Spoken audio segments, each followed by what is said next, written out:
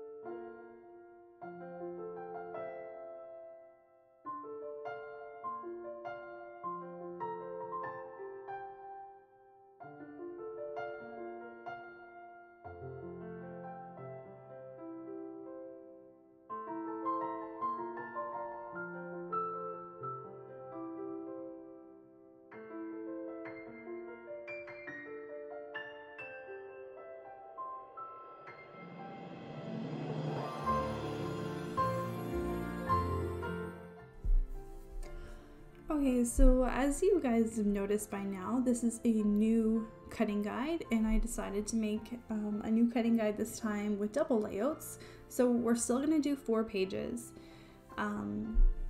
just as 2 double layouts. And what I really wanted to incorporate with this cutting guide this time was, of course, having lots of pictures on the pages, and also incorporating different sizes of photos. I wanted the pages to look good before you started even putting embellishments on. And the reason why I wanted to do this is because I've noticed that some collections don't have as many embellishments to work with. And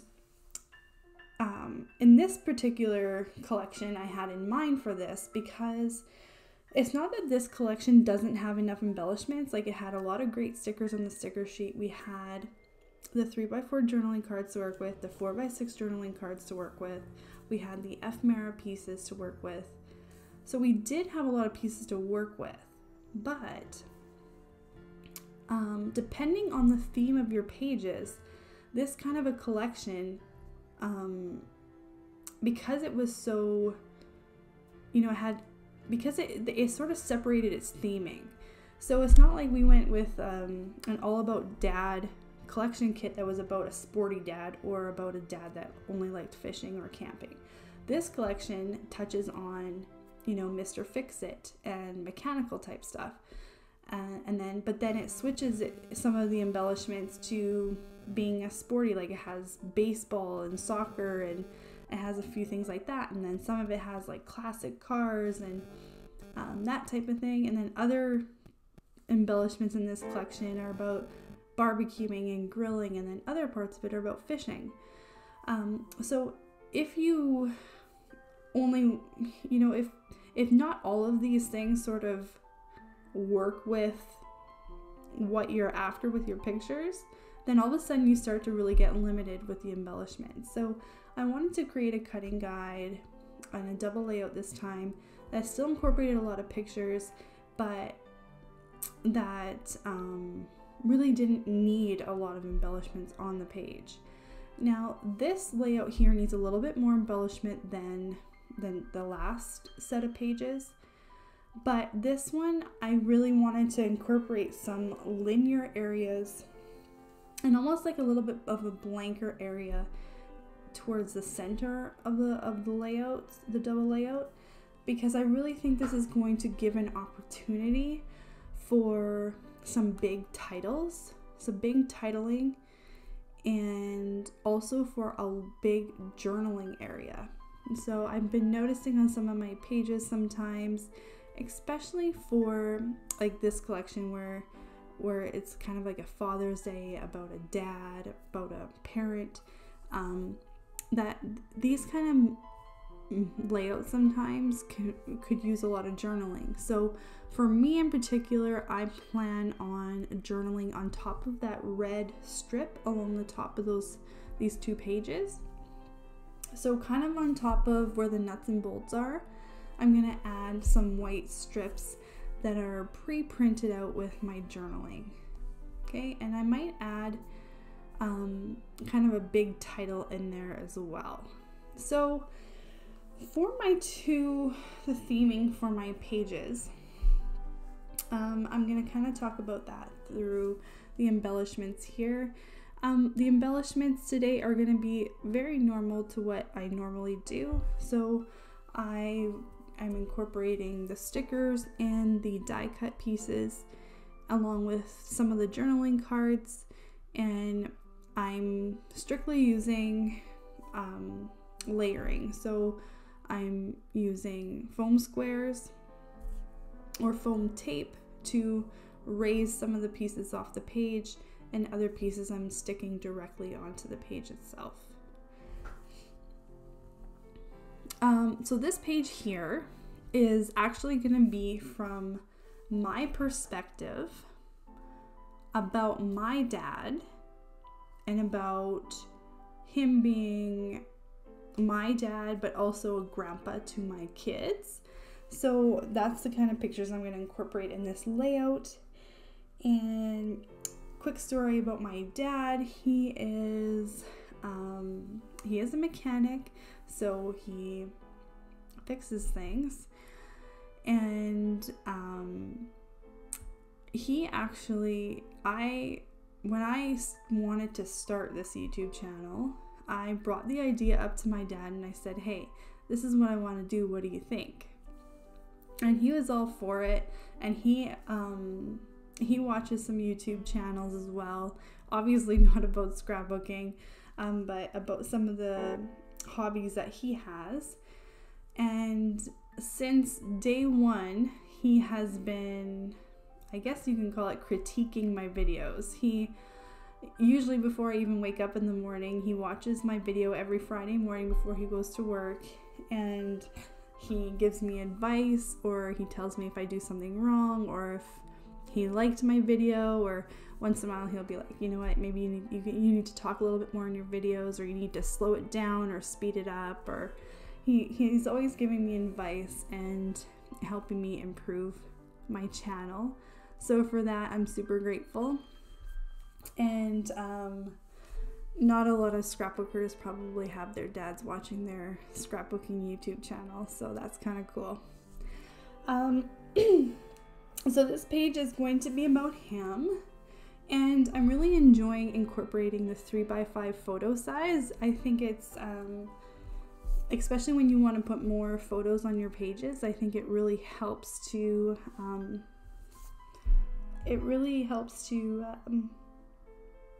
be able to put more pictures on a page but still have a big enough impact for that picture size.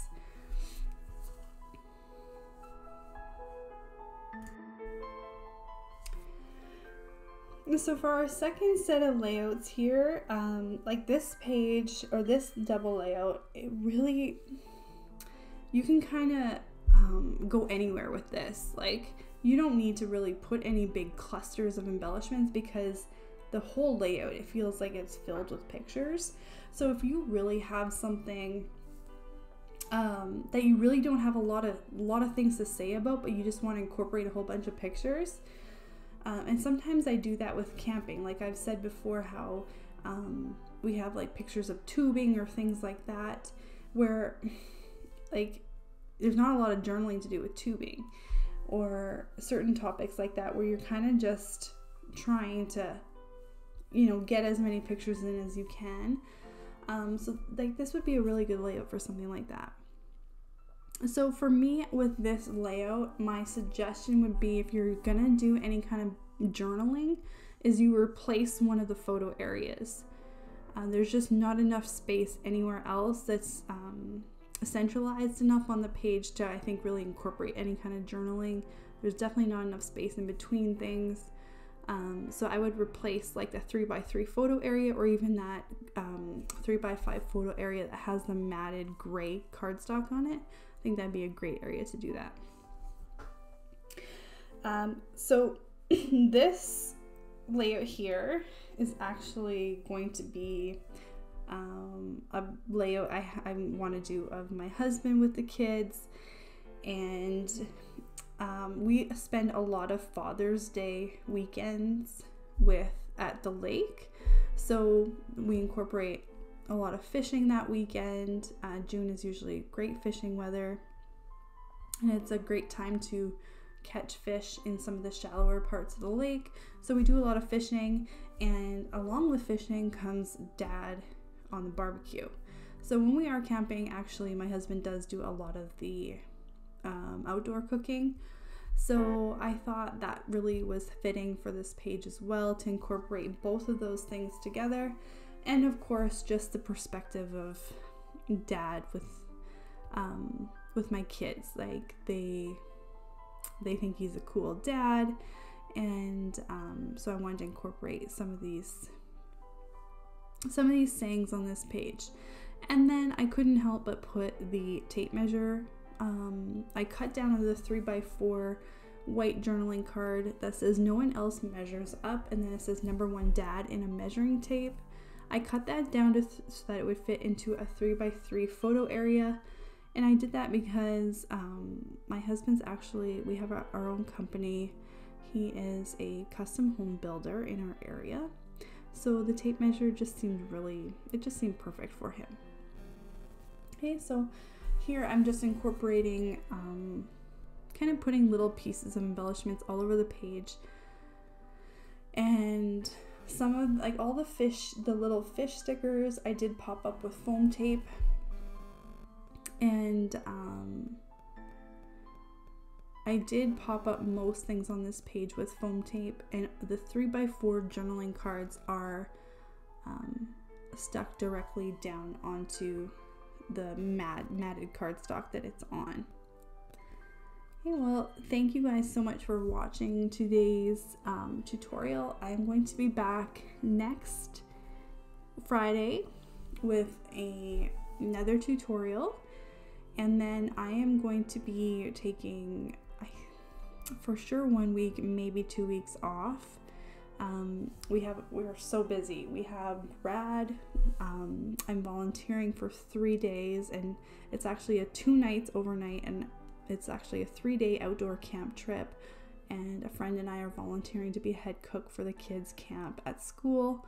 So I'm going to be gone from home for 3 days for that, and then later that week, we leave on a 3-night overnight kayaking trip with all the kids. So it's going to be busy and crazy. Let me know what you guys have planned for summer holidays this year, and what you guys are doing on your summer holidays. We will see you next Friday with a new tutorial. Thank you so much for watching.